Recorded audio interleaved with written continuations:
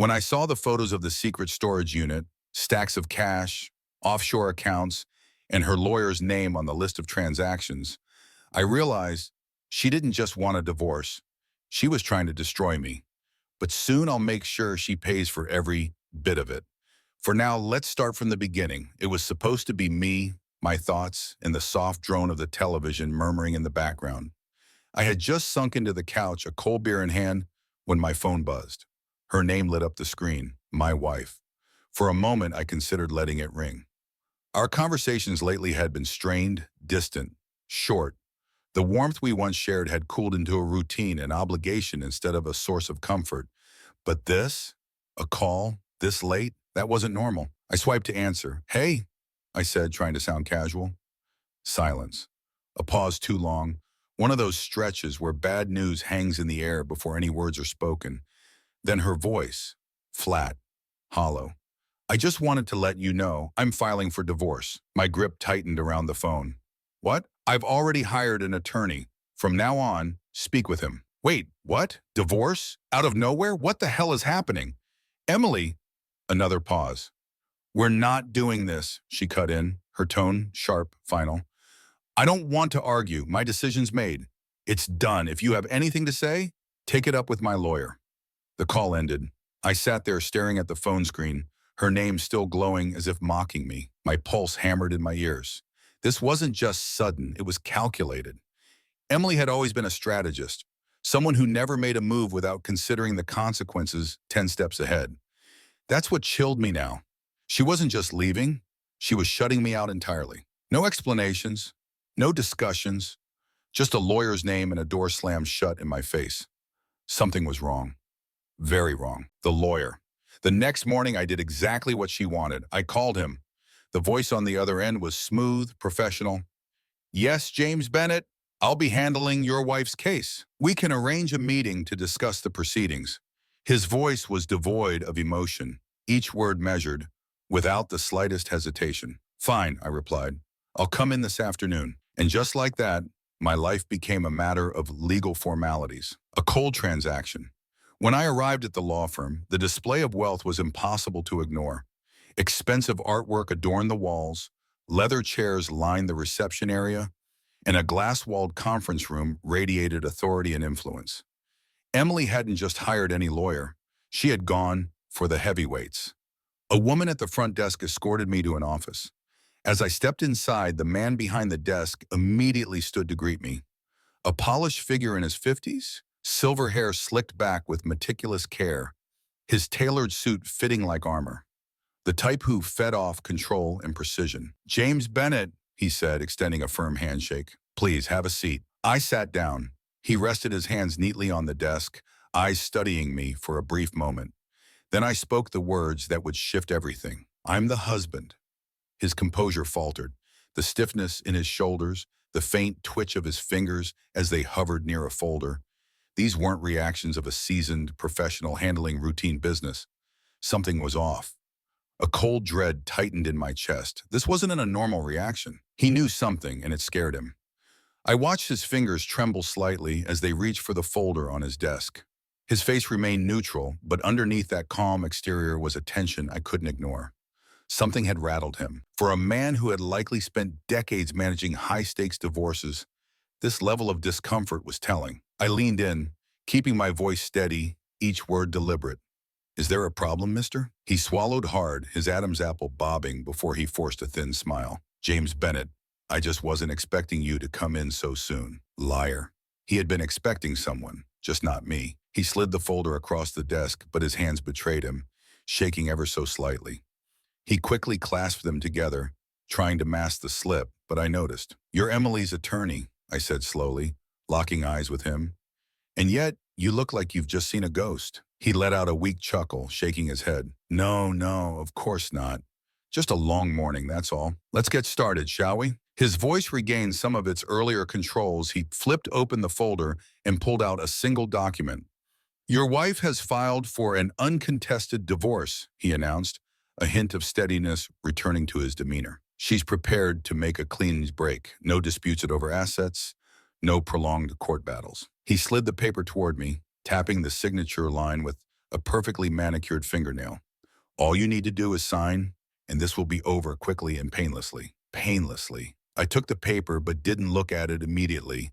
Instead, I kept my eyes locked on him. You're not even going to discuss the terms? I asked, voice calm but edged with suspicion. As I said, everything is straightforward. Is that so? I watched closely. There it was again, a flicker of unease breaking through his mask. This wasn't a typical divorce. It was a setup. Every step had been too carefully orchestrated. The abrupt phone call, the demand that I only speak with her lawyer, the overly generous terms. Emily wasn't trying to fight me in court. She was trying to erase me. Fast. And this man? He knew exactly why. I finally glanced down at the document, skimming through the dense legal language. Everything appeared standard. Fair asset division, no alimony requests, no claims to property. Except one detail caught my attention. The date. I narrowed my eyes. This was filed 3 weeks ago. The lawyer hesitated, then confirmed quietly, yes, 2 weeks ago. I repeated the words slowly, flatly. So when was my wife planning to tell me? Because from the way she made it sound, this was a last-minute decision. A subtle flinch gave him away. Now I was certain. Emily was hiding something big, something that made her desperate to finalize this quickly. Leaning back in my chair, I tapped the edge of the document against my palm. Tell me, Mr. Cooper, I said, reading his name off the desk plate. Are you always this nervous around clients? Or is there something about me that's got you sweating? His jaw tightened. I assure you, James Bennett, this is a routine proceeding. Routine, huh? I placed the document back on the desk, pushing it toward him slowly. I'll need some time before signing anything. He exhaled sharply, as if releasing a breath he didn't realize he was holding. With a stiff nod, he closed the folder and pulled it back toward him. Of course, he said, though his voice betrayed his discomfort. Take all the time you need. I stood up, buttoning my jacket slowly. You seem like a smart guy, Mr. Cooper. He remained silent, but the brief flicker of fear in his eyes betrayed him. And smart guys don't shake unless there's something making them very, very uncomfortable. Still no response. I allowed myself a small smile. Have a good day, Mr. Cooper. With that, I left his office and stepped out of the law firm into the crisp, open air. My heart was still pounding in my chest. 3 weeks. Emily had been planning this divorce for weeks, methodically setting everything in place while keeping me completely in the dark. This wasn't the behavior of someone who simply fell out of love. This was someone covering their tracks, and I was going to uncover exactly what she was hiding. I pulled out my phone and dialed. Hey, Daniel, I said when my best friend answered. I need a favor. Daniel didn't ask questions. He never did. That's what made him the best friend I could rely on. He knew my tone too well not to recognize when things were off. You need a favor? His voice turned serious. What's going on? I think Emily's hiding something, I replied, pacing outside the law firm. She filed for divorce 3 weeks ago, but only told me yesterday. And her lawyer? The guy was literally shaking when I walked in. Damn. Daniel let out a low whistle. That's not just cold. That's strategic. Exactly. You thinking infidelity? I exhaled, considering the possibility. It was the obvious explanation, but something didn't add up. If it was just an affair, why rush the divorce? Most cheaters drag things out until they get caught. Emily's acting like she needs me gone immediately. Daniel was quiet for a beat before responding. All right, what do you need me to do? I checked my watch. Emily's still at work. I need you to check her car. Look for anything, receipts, notes, keys, anything that tells us what she's been up to. Daniel chuckled darkly. Breaking into your wife's car? You sure you want to go full detective mode on this? I don't have a choice, I said grimly. Something's wrong, Daniel. I need to know what. All right, he agreed. Send me her location. I'll handle it. I ended the call and took a steadying breath.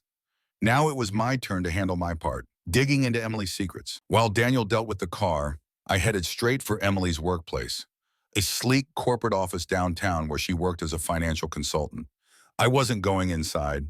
I didn't need to. Instead, I grabbed a seat at a nearby cafe across the street and set up my laptop. Time to dive into the bank accounts.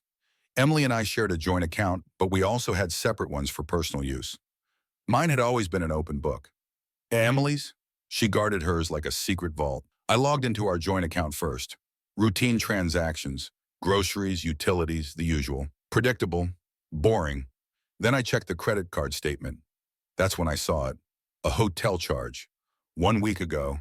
to the Blackwood Grand Hotel, a five-star luxury spot, definitely not a place for a casual overnight stay. My stomach tightened. I stared at the transaction, my thoughts racing. Maybe it was innocent, a business trip, perhaps a corporate function. But if it was, why keep it from me?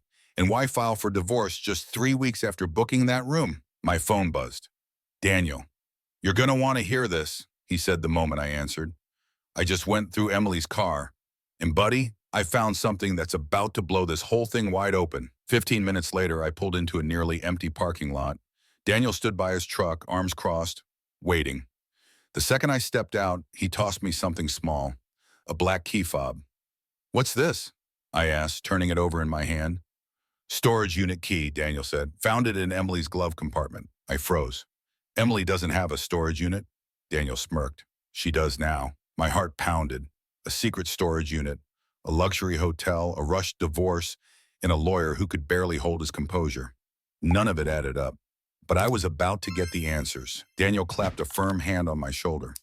Come on, let's go find out what your soon-to-be ex-wife has been hiding. We drove in silence, the weight of that little black key fob pressing against my leg like a loaded gun, each second ticking closer to the truth. Emily had never mentioned renting a storage unit. We had a house, plenty of space, plenty of storage. So what was she hiding that couldn't be kept at home? We pulled into the facility's parking lot, a sprawling maze of storage units enclosed by a chain-link fence topped with razor wire. High security, private. Daniel shot me a glance. You sure you're ready for this? I nodded steady. I need to know. Inside, I handed the receptionist the number printed on the key fob. Without even looking up, she slid a clipboard toward me.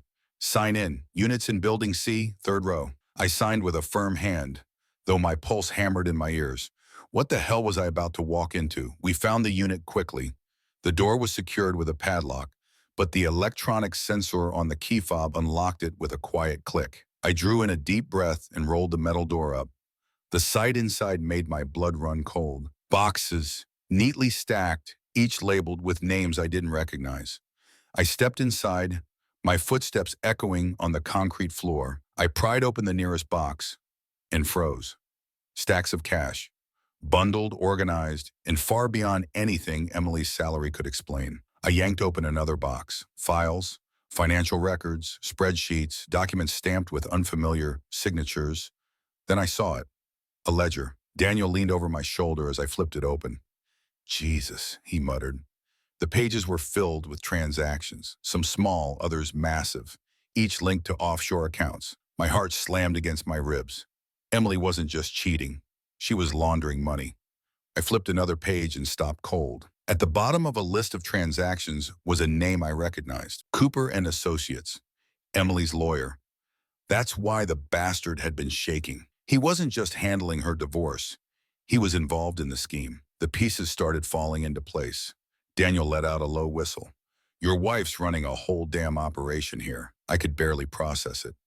She's a financial consultant, I murmured. She's got access to high-end accounts, wealthy clients, and she's been skimming off the top, Daniel finished. My grip tightened around the ledger. She's trying to cut me loose before I find out. Daniel's voice dropped. Not just ditch you, man. She's setting you up for something worse. Bury you. Think about it. She's been planning this for weeks.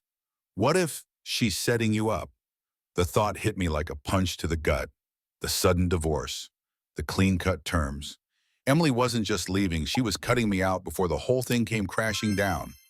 If she finalized the divorce quickly, any investigation that followed would lead straight to me. I stared at the stacks of points, the financial records, the undeniable proof of her crimes. Emily had underestimated me, badly.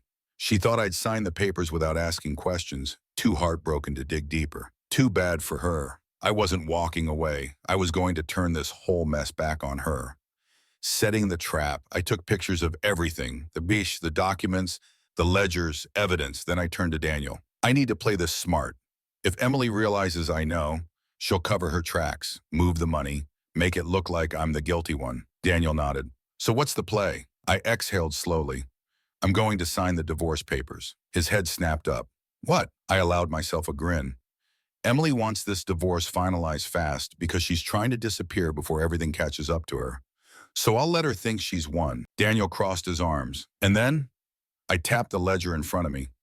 Then I'll make sure when the feds come knocking, she's the one holding the bag. The next 24 hours, I set the trap carefully, keeping my cool. No sudden moves, no confrontations, no clues that I knew exactly what Emily was up to. The next morning, I called her lawyer. "Mr. Cooper," I said, voice calm and steady. "I'm ready to sign the papers." There was a pause on the other end, followed by a long exhale of relief. "That's excellent news, James Bennett. We can arrange a signing today if you are available." I was available. Emily wanted out.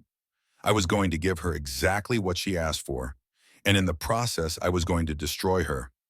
The signing and the twist. Emily and her lawyer sat across from me at the polished mahogany table in Cooper's office.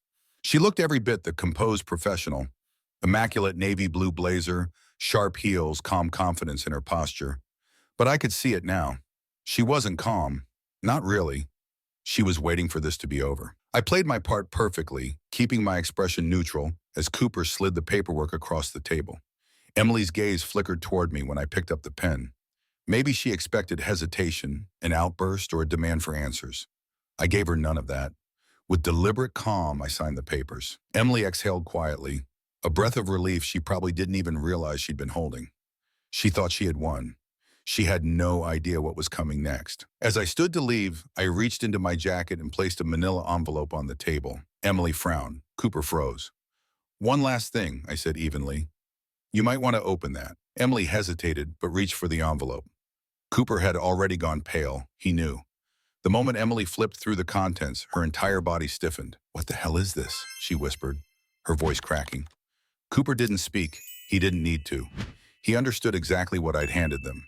Photos of the storage unit, stacks of cash, ledgers documenting offshore transactions, and records linking Cooper's firm directly to Emily's scheme. The final nail? A sealed copy of the entire file already sent to the FBI's Financial Crimes Division.